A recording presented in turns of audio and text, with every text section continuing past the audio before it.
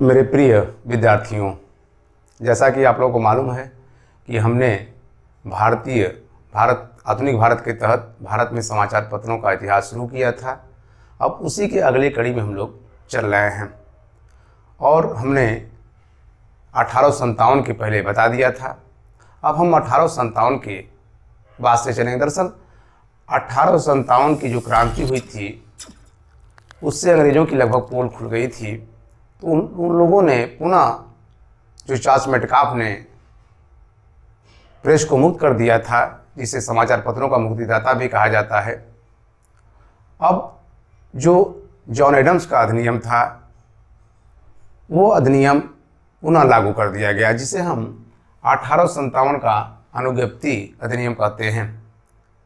मतलब एक तरह से जो सेंसर था, जो सेंसरशिप चला आ रहा था, वह जो ख़त्म किया था चार्ल्स मेटकाफ ने, उसको पुनः शुरू कर दिया गया। अब कोई भी सरकार जो प्रेस है उसको जब्त कर सकती है। कोई भी प्रति छप रही है तो उसको सरकार को दिखाना अनिवार्य होगा। कोई ऐसा लेख नहीं होगा जो सरकार के खिलाफ हो। लेकिन सबसे अच्छी बात ये थी इसमें कि यह केवल 1 वर्ष तक लागू रहा। ध्यान रखिएगा, यह 1 वर्ष तक लागू रहा। उसके बाद से इसको समाप्त कर दिया गया। लेकिन पुनः 1867 में, जिसकी चर्चा हम करेंगे, पंजीकरण अधिनियम आ गया, लाइसेंस प्रणाली, और उसमें थोड़ा सा चीज़ों को एकदम क्लियर कर दिया गया और एक तरह से कठोर भी उसमें किया गया। अब चूंकि ये समाप्त हो गया तो 1857 के बाद समाचार पत्रों के जो स्वरूप दिखाई देता है उसमें थोड़ा परिवर्तन हुआ। परिवर्तन क्या हुआ? पहला परिवर्तन ये हुआ कि अब अंग्रेजों द्वारा छापे जाएंगे, अंग्रेजों द्वारा, और दूसरा था भारतीयों द्वारा।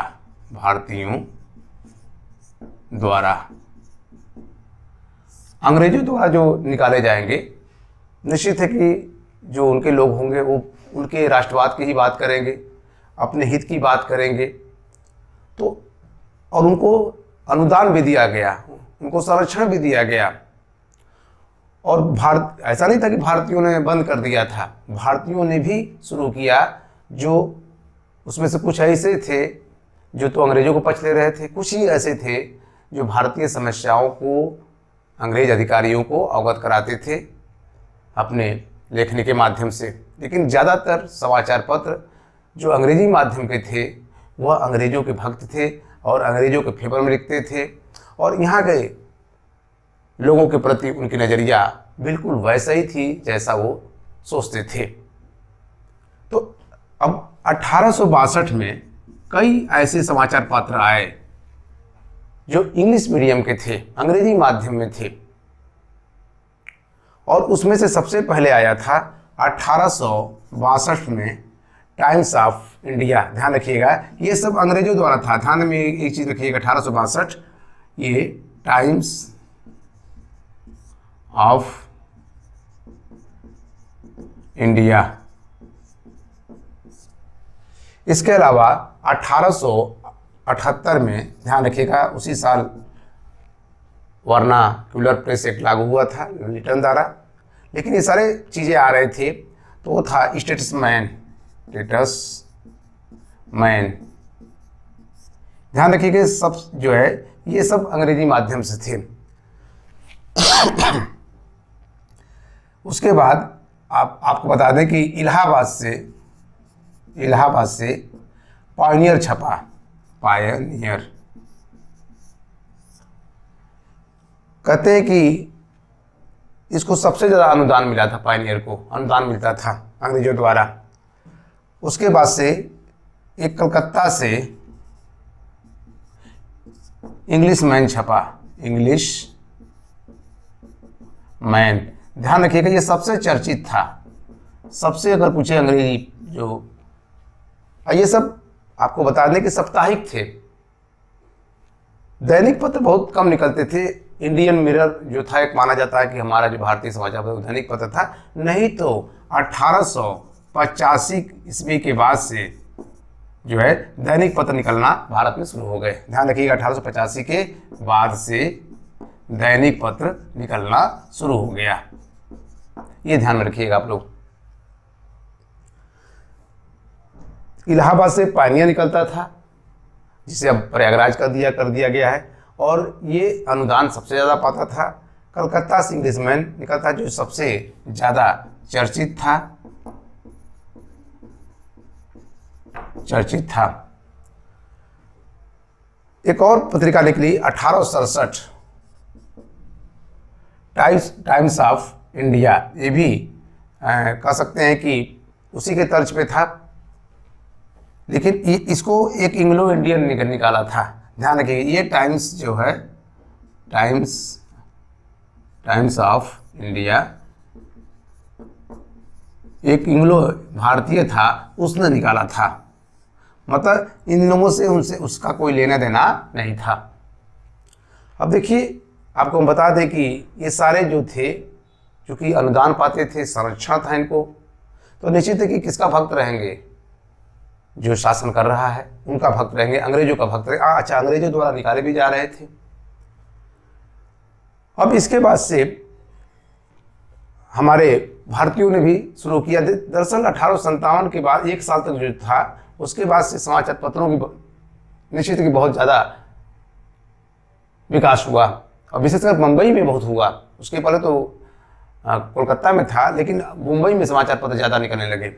और खैर आपको बता दें कि अब 1859 ईस्वी में आप ईश्वर चंद विद्यासागर का नाम सुने होंगे, विद्यासागर, जिन्होंने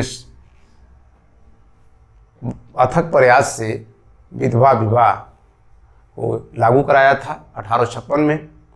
इन्होंने सोम प्रकाश का प्रकाशन किया, सोम प्रकाश का प्रकाशन किया। कहते हैं कि आगे चल करके एक और 1861 में इंदु प्रकाश, ध्यान रखिएगा, इंदु प्रकाश ही दूसरी, ये सोम प्रकाश है और इंदु प्रकाश है, दोनों में अंतर है। इसको महादेव गोविंद रनाडे ने किया। ये महाराष्ट्र से निकलता था, और ये कहाँ से था? कोलकाता से था।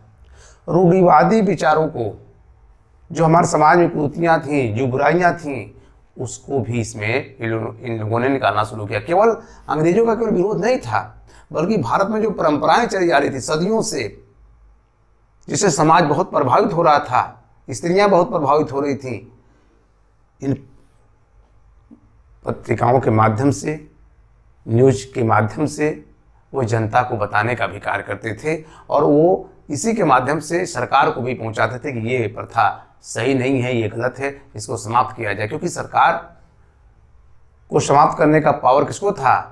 सरकार के पास था। सरकार कौन चला रहा था? अंग्रेज चला रहे थे। तो निश्चित है कि अंग्रेजों के हाथ में वो सब चीज़ें थीं, इसलिए लोग अपनी बात कहते थे। कोई कहते हैं कि जो नील आंदोलन था, जो समस्याएं थी, वो इन्होंने सोम प्रकाश में उसका उजागर किया था, ईश्वरचंद विद्यासागर ने। एक और पत्रिका थी, आपको हम बता दें कि 1861 इंडियन मिरर, जैसा कि हम पिछले वीडियो में चर्चा किए थे, भारत का पहला अंग्रेजी समाचार पत्र के नाम जाना जाता है ये, और ये दैनिक था। इसके देवेंद्रनाथ टैगोर जैसे लोग थे, संपादक थे, लेकिन केशव चंद्र सेन इस पत्रिका को सबसे ज़्यादा विकास किया था। तो देवेंद्रनाथ टैगोर इसको संपादक करते थे, स्थापना किया था देवेंद्रनाथ टैगोर, लेकिन लिखता कौन था? केशव चंद्र सेन। केशव चंद्र सेन 1861। एक और पत्रिका थी, आपको बता दें कि हिंदू पेट्रियाट, हिंदू पेट्रियाट।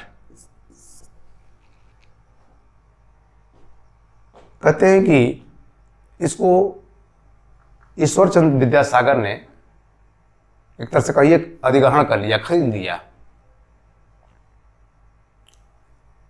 और कृष्णोदास पाल, जिसे पत्रकारिता का राजकुमार कहा जाता, इसके वो संपादक थे। 2 लोग और थे जिसके हमने पिछली वीडियो में चर्चा किया था, और इसको इसलिए चर्चा करें कि इन्हीं को कृष्णोदास पाल, इन्हें ही पत्रकारिता का राजकुमार कहा जाता है। ये कई बार क्वेश्चन पूछा है कि किसको पत्रकारिता का राजकुमार कहा जाता है, तो कृष्णोदास पाल को। तो ये याद करने वाला पॉइंट है। तो इसको इन्होंने अधिग्रहण कर लिया था, किसने? ईश्वर चंद्र विद्यासागर ने।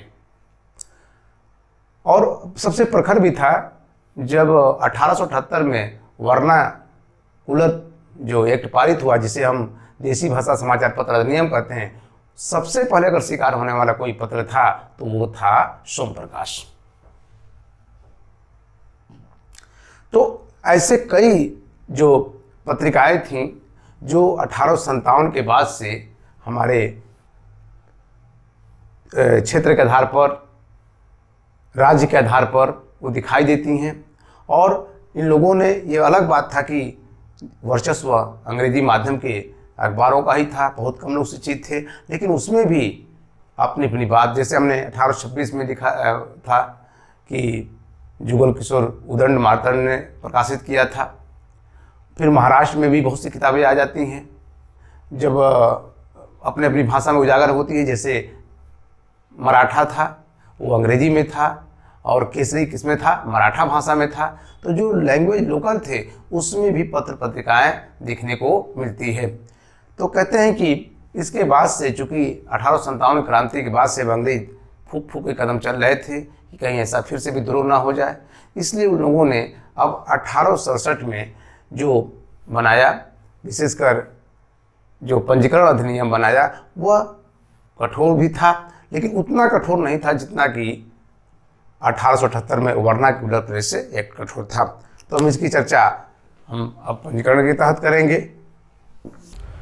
तो अगला जो है पड़ाव हमारा है पंजीकरण अधिनियम 1867, रजिस्ट्रेशन एक्ट कहा जाता है। देखिए क्या इसमें कुछ परिवर्तन किया गया। इस अधिनियम का मतलब ये मत समझ लीजिएगा कि प्रेस पर प्रतिबंध लगाना था, समाचार पत्रों पर प्रतिबंध लगाना था, ऐसा नहीं था। उसको नियमित करना था। जैसे कि अगर मान लीजिए आप कोई पुस्तक छापते हैं या कोई पेपर मैगजीन निकाल रहे हैं, तो उस पर स्वामी का नाम होना चाहिए, मुद्रक का भी नाम होना चाहिए जिसने छापा है, और संपादक का भी नाम होना चाहिए। और कहाँ से छप रहा है, ध्यान रखिएगा, उसका भी स्थान होना चाहिए। ये इसको अनिवार्य कर दिया गया है। दरअसल इसके पीछे क्या कारण था कि वहाबी जो आंदोलन जो मुसलमानों के द्वारा शुरू किया गया था, इस आंदोलन में हिंसा फैल गई थी, तो इसलिए इसको एक स्वरूप देना बहुत जरूरी था। तो ये अधिनियम समाप्त करने के लिए नहीं था, कठोर नहीं बनाया गया था, उन चीज़ों को एक नियमित करना था, एक सिस्टमेटिक रूप देना था कि ये पता चल जाए कि भाई चीज़ें कहाँ से छप रही हैं, कौन छाप रहा है, कौन नहीं छाप रहा है। और उसमें है दूसरी, अगर मान लीजिए आप कोई प्रेस से पुस्तक छाप रहे हैं तो उसकी एक प्रति देना होता था सरकार को, जमा करना होता था कि आपने उसमें क्या छापा है। ये तो चीज़ें हो गई। एक और बात इसमें थी कि जो आईपीसी की धारा थी, ध्यान रखिएगा, आईपीसी जिसको भारतीय दंड संहिता कहते हैं, की धारा 124 में 124 ए जोड़ दिया गया। ये कठोर कर दिया गया थोड़ा सा, कि अगर राजद्रोह के बाद या ऐसा बात लिखते हैं जिससे जन समुदाय दलित हो सकता है, तो आपको इस पर राजद्रोह का अधिनियम लग जाएगा, आपको देश निकाला भी हो सकता है, आपको बंदी भी बना दिया जाएगा। ये कुछ दिनों के लिए होता था, देश निकाला भी हो सकता है। तो ये जो आईपीसी की धारा 124 ये जोड़ा गया है उसमें थोड़ा सा इसको कठोर कर दिया गया था। और ये सारी जो चीज़ें थी वो जो हमारे देसी समाचार पत्र थे, देसी का मतलब जो स्थानीय भाषा में लैंग्वेज में छप रहे थे, अपने अपने क्षेत्रों में छप रहे थे, राज्यों में छप रहे थे, ये उन पे ही ज़्यादा कारगर सिद्ध भी हुआ। क्योंकि अभी हम बताए थे कि 1857 के बाद से जो प्रेस का जो समाचार पत्र था वो दो सुमा हुआ था, एक भारतीयों को द्वारा, एक अंग्रेजों द्वारा।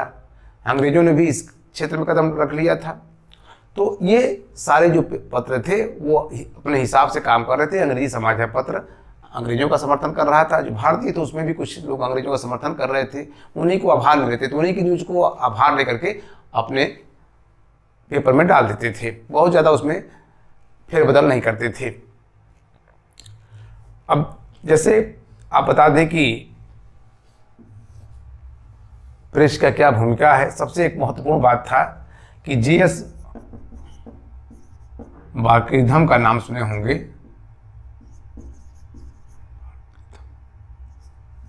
जीएस बाकीरधम, इन्होंने प्रेस, ध्यान रखिएगा, प्रेस को जनता का प्रतिबिंब कहा। ध्यान रखिएगा, प्रतिबिंब कहा। और कहा कि आलोचनात्मक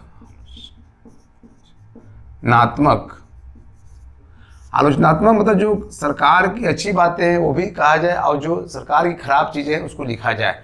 मतलब क्योंकि ये जनता का प्रतिबिंब है समाचार पत्र, लेकिन कहते हैं कि इनको ये सब बातें कहने का इनाम ये मिला कि इनको इंग्लैंड भेज दिया गया। जब जॉन एडम्स ने 1823 में जब लाइसेंस प्रेस एक्ट लाया था, इसके बाद इन्होंने अपनी बातें कही थी, लेकिन इनको वापस भेज दिया। कहे ना कि जहाँ पे अंग्रेजों को दिक्कत होता था किसी अंग्रेजी अधिकारी से, वो अंग्रेजी क्यों न हो, तो उनसे कुछ कहते नहीं थे, इंग्लैंड आप वापस जाइए, अब आपका यहाँ पर कोई काम नहीं है। अब देखिए, तो ये अधिनियम नियमित करना था, उसका स्वरूप थोड़ा सा चेंज था, चीज़ें वही थी, लेकिन उसको ये ध्यान में आप रखिएगा कि क्या क्या चीज़ें थी इसमें। बस ये था कि जो धारा 124 थी, ध्यान रखिएगा 124 थी, उसमें ये शब्द क्या कर दिया गया, बढ़ा दिया गया और अधिनियम को थोड़ा सा कठोर कर दिया गया। इसमें आजीवन कारावास जैसी बातें भी थीं और देश निकाले वाली जैसी भी बातें शामिल थीं। अब हम लोग पढ़ेंगे 1878 देशी समाचार पत्र अधिनियम, जिसे हम वर्नाक्यूलर प्रेस एक्ट कहते हैं। ये अब तक का सबसे कठोर था। मतलब जो आप अपनी अभी तक ने पढ़ा, चाहे वो 1823 हो, चाहे 1857 हो, चाहे 1867 हो, ये सबसे अब तक का कठोर था। कह सकते हैं कि ये प्रेस के ऊपर ब्रजबात था, विशेषकर जो देशी भाषा अधिनियम थे जिसकी हम चर्चा करने जा रहे हैं, और वह था देशी समाचार पत्र अधिनियम। हम लिख दे रहे हैं देशी समाचार या देशी भाषा समाचार लिख दे रहे हैं, देशी भाषा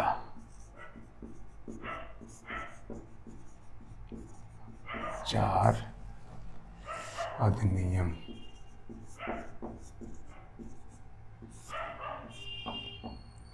(1878) इसी को कहते हैं, ध्यान रखिएगा, वर्नाक्यूलर प्रेस एक्ट। दरअसल कई बातें उसमें हुई थी। पहली बात की आपको बता दें कि जब लॉर्ड लिटन गवर्नर जनरल बन के आया था, तो हमारे यहाँ 1876 में भीषण अकाल पड़ा था और कई लाख लोग मारे गए थे।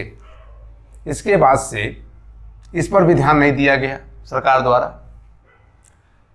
उसके बाद 1877 में दिल्ली दरबार का आयोजन किया गया और इस पर लाखों रुपया जो है वहाँ के महारानी आई हुई थी उन पर खर्च किया गया, भव्य आयोजन हुआ।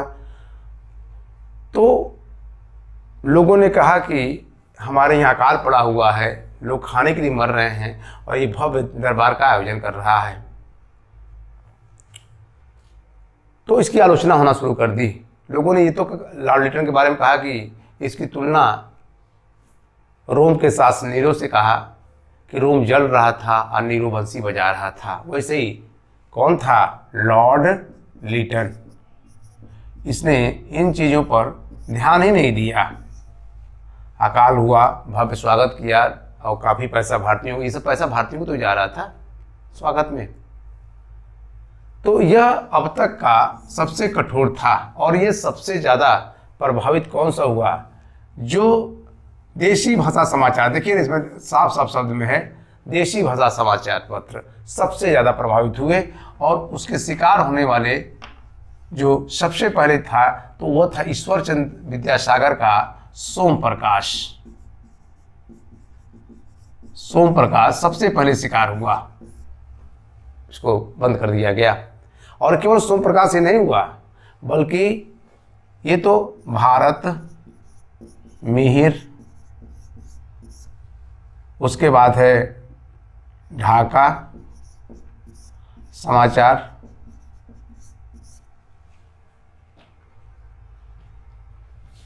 ढाका प्रकाश भी कहते हैं, सहचर, ये सब के ऊपर भी मुकदमा लाद दिया गया। और इनकी मजबूरी थी, कब इनको बंद करना पड़ेगा। कुछ देसी भाषा समाचार पत्रों ने तो अपना नाम ही बदल दिया, इंग्लिश में कन्वर्ट कर दिया। जैसे था अमृत बाजार पत्रिका, ध्यान रखिएगा, अमृत बाजार पत्रिका ने तो अपना, ये बंगला में आता था लेकिन इसको किस में कर दिया? अंग्रेजी में कर दिया। तो देखिए कितना इस खौफ था कि इसमें अधिकार दे दिया गया था, जो दंडानायक अधिकारी होते थे, ये आप जब्त कर सकते हैं, आप जो है जुर्माना लगा सकते हैं, आप इनको जो है सजा दे सकते, तमाम उनको अच्छा उनसे अनुमति लेना अनिवार्य होता था, एक प्रति देना अनिवार्य होता था कि आपने क्या छापा है क्या नहीं, हम देखेंगे तभी आप छापेंगे, ऐसे नहीं छाप सकते हैं हम। अब उनको लगेगा कि नहीं, हाँ पक्ष में छापा गया तो छापने देंगे और विपक्ष में है तो छापने ही नहीं देंगे। मतलब कुल मिलाकर के इसीलिए इसको कहा गया देसी भाषा। किस पर? अंग्रेजी भाषा पर लागू नहीं हुआ, किस पर लागू हुआ? देसी समाचार अधिनियम पर। और यही कारण था कि अमृत बाजार पत्रिका रातों रात अपनी बंगला भाषा से किसमें कर दिया? अंग्रेजी में कर दिया। अब एक चीज और बता दें कि जो 1867 वाला अधिनियम था, जिसको भूल गए हम बताना, और 1867 का जो अधिनियम था, इसमें बाद में संशोधन भी हुआ। 1800 नोट कर लीजिएगा आप, 90 में संशोधन हुआ, 1914 यही था, इसमें थोड़ा बहुत फेरबदल होता रहा। फिर 1952 में संशोधन हुआ और 1953 में संशोधन हुआ था। थोड़ा सा नियम में परिवर्तित किया जाता रहा, इसको आप नोट कर लीजिएगा। तो ये हमारा जो देसी भाषा समाचार अधिनियम है, ये अब तक का सबसे कठोर था। ठीक है, अब इसे मुंह बंद करने वाला अधिनियम भी कहा जाता है। और इसके सबसे ज़्यादा शिकार हुआ था जो हमारे देसी समाचार पत्र थे, वो शिकार हुए थे। ठीक है, तो क्वेश्चन है कि मुंह बंद करने वाला अधिनियम कौन सा था? तो वो था वर्नाक्यूलर प्रेस एक्ट। इसको लागू किसने किया था? तो लॉर्ड लिटन ने। ये ध्यान रखिएगा, लॉर्ड लिटन ने। तो बहुत अधिकार दे दिया गया था, जो अधिकारी थे उनको बहुत अधिकार दे दिया गया था। इसीलिए हमारे कई पत्रिकाओं ने अपना संस्कार भी, हम बता रहे थे कि अमृत मोतीलाल घोष ने, ध्यान रखिएगा, हम बताना भूल गए थे, मोतीलाल घोष ने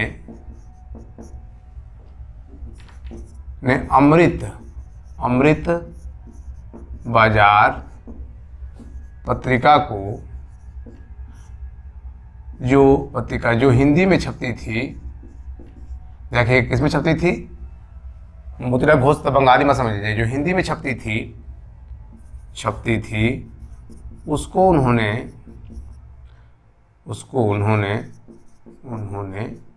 अंग्रेजी में कर दिया। किस में कर दिया? अंग्रेजी में कर दिया। ये ध्यान रखिएगा, डर के मारे, भय के कारण ऐसा हुआ कि उन्होंने इस तरह से कर दिया। तो इस एक्ट का सोचिए कितना सबसे ज़्यादा मार पड़ा, तो देसी भाषा समाज, मतलब भेदभाव किया गया। अंग्रेजी समाचार और देसी समाचार के साथ भेदभाव किया गया। उनको ये पता था कि अंग्रेजी समाचार उतना हमारे पक्ष में ही लिख रहा है और जो देशी समाचार पत्र है वो हमारी खिल्ली उड़ा रहा है, हमारा मजाक उड़ा रहा है। क्योंकि जो अकाल पड़े थे 76 से 78 था, जिसमें 60 लाख लोग मारे गए थे, और जो दिल्ली दरबार का आयोजन हुआ था जिसमें बड़े पैमाने पर खर्च हुआ था, तो उसके इन पत्रिकाओं ने काफ़ी आलोचना किया था। तो इसलिए इसने 78 में ये वर्नाक्यूलर प्रेस लाया, जिसको हम देशी भाषा समाचार अधिनियम कहते हैं। अब देखिए, आपको हम बता दें कि इसके बाद भारत सचिव आए। भारत सचिव लॉर्ड, ध्यान रखिएगा, लॉर्ड क्रेन बुक, इन्होंने इसके अधिनियम को आलोचना किया। विशेषकर जो पूर्व कह सकते हैं कि प्रक्षेपण था, उसका लेकर के पत्र प्रतिक्षण था, जो इसको लेकर उन्होंने आलोचना किया और कहा कि इसको रद्द कर दिया जाए। तो इसको इन्होंने क्या किया? रद्द कर दिया। ये सही भी था, इन्होंने इस धारा का विरोध किया कि भाई ऐसा नहीं होना चाहिए। खैर, इसके बाद गवर्नर बन के आते हैं 1880 में लॉर्ड रिपन। ध्यान रखिए, कौन आता है? Lord Ripon. ये 1880 में गवर्नर बन के आए। इन्होंने वर्नाक्यूलर प्रेस एक्ट के जो धाराएं थी, जो नियम थी, उसको इन्होंने क्या कर दिया? समाप्त कर दिया। मतलब ये क्या हो गया? किसने समाप्त किया? तो लॉर्ड रिपन ने। शुरू किसने किया इस एक्ट को? लॉर्ड लीडन ने, जिसको मुंह बंद करने वाला अधिनियम कहा जाता है, और इसको समाप्त किया लॉर्ड रिपन। इनको भारत का सज्जन रिपन या उदारवादी रिपन के नाम से भी जाना जाता है। कई ऐसी प्रथाएं, चीज़ें थी जो नियम कानून बनाए थे अंग्रेजों ने, उसको इन्होंने समाप्त किया था। खैर, अब आपको बता दें कि 1800, ध्यान रखिएगा, एक और घटना की चर्चा करते हैं आप लोगों को। सुरेंद्र नाथ बनर्जी, इनकी हम चर्चा करें। सुरेंद्र नाथ बनर्जी,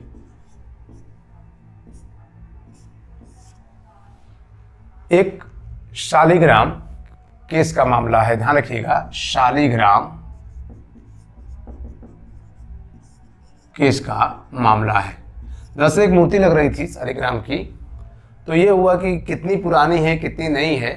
तो 5 न्यायाधीशों की पीठ, विरोध हो रहा था, तो 5 न्यायाधीशों की पीठ गई और कही कि नहीं, ये बहुत ज़्यादा पुरानी नहीं, उसकी 100 साल पुरानी। लेकिन ऐसा नहीं था, बहुत उससे ज़्यादा कई गुना पुरानी थी। तो इन्होंने आलोचना किया जज को। उसमें 5 न्यायाधीश थे, उसमें एक भारतीय थे और 4 अंग्रेज थे। तो 4 लोगों ने शालिग्राम जो केस का मामला था उसके विपक्ष में फैसला दिया कि नहीं, मूर्ति ज़्यादा पुरानी नहीं है। तो उस पर सुरेंद्र नाथ बनर्जी ने आलोचना किया उन जजों का।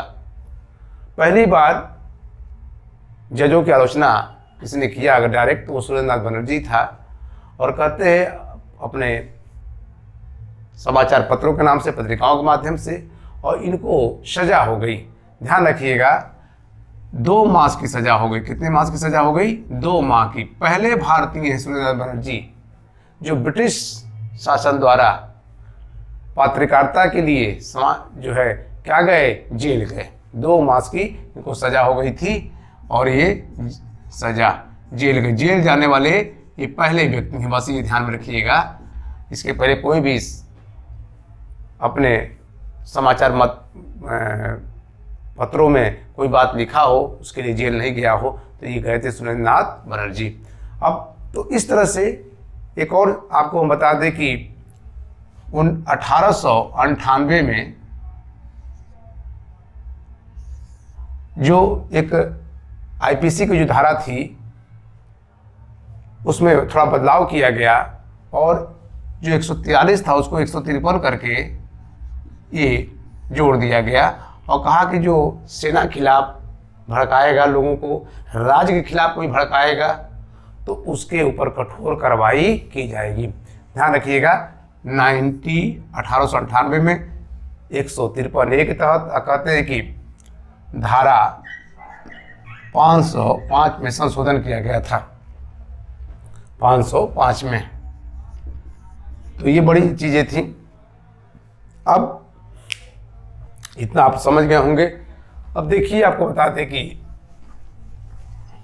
अब 1908 का जो अधिनियम है जिसकी हम चर्चा आपसे कर दें कि वो कैसा अधिनियम था 1908 का, उसमें क्या क्या परिवर्तन हुआ।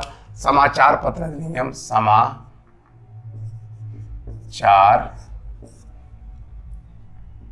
पत्र अधिनियम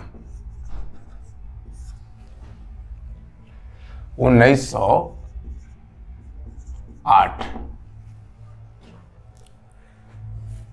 इसमें कई बातें की गई। जो 1967 का पंजीकरण अधिनियम था उसमें उसको चीज़ें वही चीज़ें थी, लेकिन अब उसमें क्या किया गया कि अगर कोई हिंसा फैलाने के लिए काम करता है, प्रेरित करता है, किसी को उकसाता है, ठीक है, तो उसके खिलाफ कठोर कार्रवाई की जाएगी। मतलब एक तो लॉर्ड कर्जन के आप जानते हैं कि कुछ फैसले ऐसे थे जो भारतीयों में राष्ट्रवाद की भावना छोड़ दिया था। अब वो लोग ज़्यादा प्रखर हो गए थे। अच्छा, वही समय था जब बाल गंगाधर तिलक जैसे लोगों ने भी अपने लेख के माध्यम से सरकार को चेतावनी देना शुरू कर दिया। और आप जानते हैं कि एक पत्रिका थी जो महाराष्ट्र निकलती थी, मराठा और केसरी। मराठा को संपादन करता था आगरकर ने, ध्यान रखिएगा आगरकर, और इसको थे केलकर, ये ध्यान रखिए, केसरी केलकर थे। मराठा जो है अंग्रेजी भाषा में थी और केसरी जो थी वो मराठी भाषा में थी। बाद में इन दोनों पत्रिकाओं का संपादन का भार कौन ले लिया था? बाल गंगाधर तिलक ने। ये ध्यान में रखिएगा, इसका संपादन कौन ने लिया था? बाल गंगाधर तिलक ने। तो इन पत्रिकाओं के माध्यम से अब सरकार पर हमला होना शुरू कर दिया। इसीलिए समाचार पत्र अधिनियम जो 1908 आया था वह उसमें बहुत चीज़ें की गई और उसमें सजा का प्रावधान था, जब्त करने का भी प्रावधान था। तो निश्चित है कि अब फिर अंग्रेज जो है धीरे धीरे कहते हैं कि आप, ऐसा नहीं था जब जिससे मान लीजिए आपको प्रिंटिंग प्रेस जब्त कर लिया गया तो आप 15 दिन के अंदर न्यायालय में अपील कर सकते थे। ये ध्यान रखने की जरूरत है। अभी इनका इससे मन नहीं भरा तो और थोड़ी सी इन्होंने कठोर करना शुरू कर दिया, और वो था आपका भारतीय समाचार पत्र अधिनियम 1910। आप कह सकते हैं कि जो वर्नाक्युलर प्रेस एक्ट का था उसका एक कह सकते हैं कि दूसरा रूप था। इसमें बहुत सी चीज़ें ऐसी थीं जिसको कि कठोर कर दिया गया। जुर्माना भी था, दंड का भी प्रावधान था, पंजीकरण के लिए आपको पैसा भी देना होता था, ठीक है, 1000 से लेकर 10,000 तक उसमें राशि जमा करनी होती थी। जुर्माना 500 से लेकर 500 तक था। मतलब कुल मिलाकर के इसको और भी कठोर बना, मतलब उसका ही एक रूप इसमें शामिल कर दिया गया।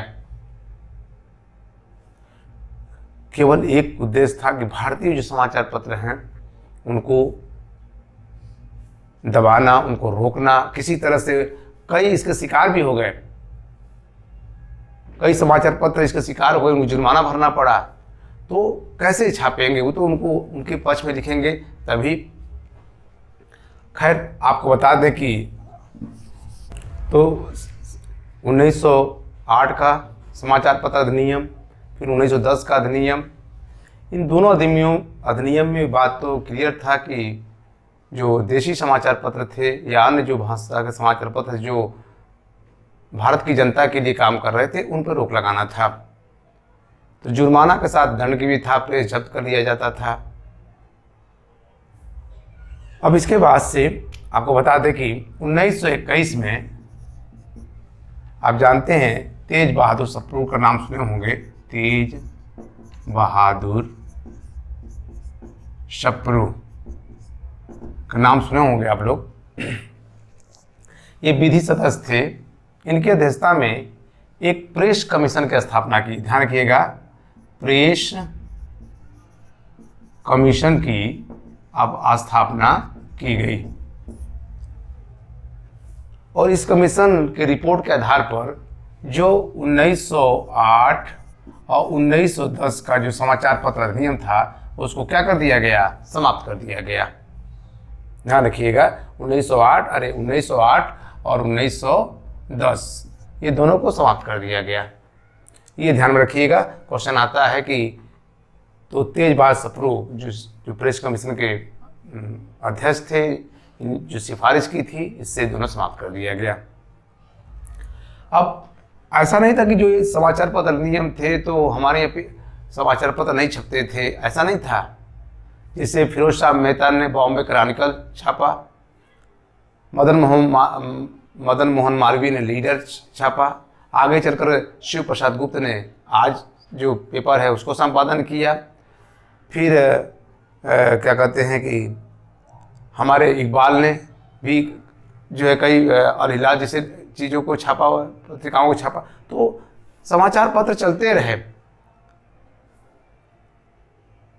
लेकिन अब हुआ क्या कि आप जानते हैं कि 1920 से लेकर के 1930 तक हमारे यहाँ कई मूवमेंट हुए, जैसे असहयोग आंदोलन हुआ, उसी भी चौरे चौरे कांड हो गया, फिर काकुरी कांड हो गया, कई घटनाएं घटित होने लगी।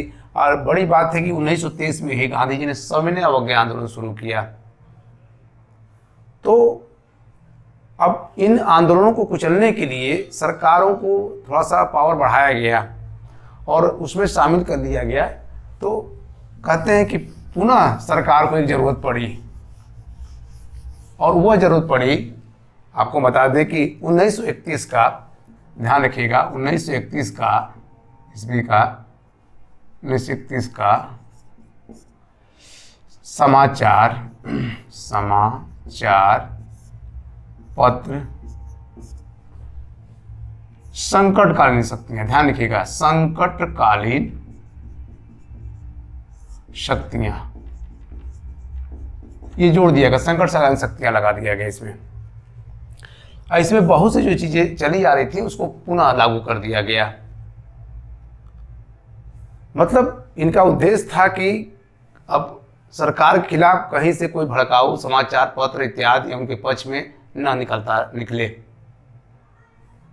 और आप जानते हैं कि लॉर्ड इरविन इसमें गवर्नर थे और उन्होंने इसको स्वरूप देने में उनकी महत्वपूर्ण भूमिका थी। खैर, इस बीच में कई धाराएं जोड़ी गई। 1934 में देशीय रक्षा अधिनियम बना। लेकिन आगे चल करके आपको बताते कि 1947, अभी भारत आज़ाद नहीं हुआ लेकिन उसके पहले एक कमेटी बनी, समाचार पत्र जांच समिति। ध्यान रखिएगा समाचार पत्र जांच समिति, बड़ा इंपॉर्टेंट है। इस 1947 में इस समिति ने जो चला आ रहा था, जो हमारे यहाँ प्रेस पर, जो समाचार पत्रों पर हर तरह से प्रतिबंध लगाने का चीज़ें, उनके पक्ष में जो नहीं लिख रहा था उनके खिलाफ कार्रवाई करते, जो पक्ष में लिख रहे थे उनके खिलाफ कार्रवाई क्यों करेंगे, इसीलिए कई ऐसे पत्रिकाएं चलती रहीं। तो इस समिति ने यह फैसला लिया कि 1931 का जो संकटकालीन है इसको समाप्त किया जाए, 124 ये है इसको समाप्त किया जाए, 153 ध्यान रखिएगा 153 ये है इसको समाप्त किया जाए, और 1934 जो देखिएगा देशी राज्य रक्षा अधिनियम को रद्द कर दिया। ध्यान रखिएगा, क्या कर दिया? रद्द कर दिया। बहुत बड़ा फैसला लिया ये 1947 का समाचार पत्र जांच समिति ने। कई ऐसी चीजें थी जिसको रद्द कर दिया गया। अब लगभग इंग्लैंड का राज खत्म हो चुका था और हमारे हिसाब से अपने हमारा संविधान जो है काम कर रहा था और घोषणा हो गई थी।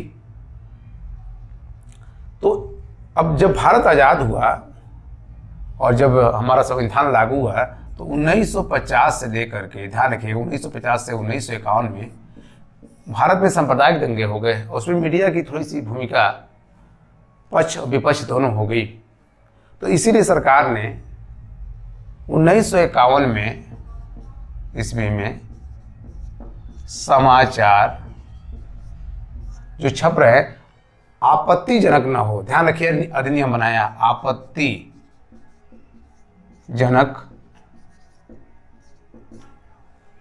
एक्ट लाया कि अगर कोई ऐसी चीज छापते हैं तो आपकी चीजें क्या कर ली जाएंगी? जब्त कर ली जाएंगी। ये कुछ दिनों के लिए था, लेकिन जब सामान्य हुआ, माहौल सही हो गया, कोई दिक्कत नहीं हुई, तो 1900 ध्यान रखिएगा 52 में हमारे एक न्यायाधीश थे GS, ध्यान रखिएगा GS राजाध्यक्ष, इनकी अध्यक्षता में एक कमेटी गठित की गई और इस कमेटी ने 1954 में अपना रिपोर्ट दिया और कहते हैं कि इनके जो रिपोर्ट थे वो हमारे समाचार पत्रों पर लागू हुए। इनकी रिपोर्ट को काफ़ी हद तक स्वीकार कर लिया गया और वो चीज़ें अब अभी तक चली आ रही हैं, क्योंकि हमारे यहाँ जो मौलिक अधिकार था उसमें आप जानते हैं कि आर्टिकल 19(1)(a) में अभिव्यक्ति की स्वतंत्रता शामिल है, तो प्रेस की स्वतंत्रता भी इसमें शामिल कर लिया गया, ठीक है, कुछ शर्तों के अनुसार, ताकि भाई वो भी, आप जानते हैं, लोकतंत्र का चौथा स्तंभ होता है। और मीडिया को आज के डेट में हम तो यही कहेंगे कि अपनी महत्वपूर्ण भूमिका को निर्वहन करना चाहिए, क्योंकि आपके एक शब्द किसी के जीवन को तबाह कर सकते हैं, किसी के जीवन पर प्रश्नवाचक चिन्ह लगा सकते हैं। तो मीडिया को निष्पक्ष होना चाहिए, किसी के पक्ष में नहीं होना चाहिए, और वो बात जो जनता की है वो सरकार के पास पहुंचाना चाहिए। ये मीडिया का कर्तव्य होना चाहिए, चाहे वो प्रिंट मीडिया हो, चाहे इलेक्ट्रॉनिक मीडिया हो, वो हमेशा जनता की भी बात जनता की बात को सरकार का पहुंचाने का काम करती है, और सरकार की बात जनता को पहुंचाने का काम अगर कोई करती है तो मीडिया ही करती है। तो ये हमारा रहा इतिहास जो समाचार पत्रों का। हम आपसे आग्रह करेंगे, हमारे जितने वीडियो पहले पड़े हुए हैं उनको आप देखते रहिए, कई बार देखिए, उनको नोट करते रहिए, कोई चीज़ कमी हो तो बताते रहिए, और चैनल को आप सब्सक्राइब करते रहिए। अब लोगों को हम धीरे धीरे वीडियो देते रहेंगे, चीज़ हैं। और वीडियो ये अलग बात है कि भाई ये हफ्ते में 2 कोशिश कर रहे हैं देने के लिए, हो सकता अब ये जल्दी होने लगेगा। अगला जो वीडियो आएगा कॉन्स्टिट्यूशन पे आएगा, क्योंकि कॉन्स्टिट्यूशन काफ़ी दिन से हम नहीं दे पाए हैं। तो जहाँ से हमने शुरू किया है, आप नहीं भी देखें तो वो वीडियो देख लीजिएगा, हम उसके आगे शुरू करेंगे। धन्यवाद।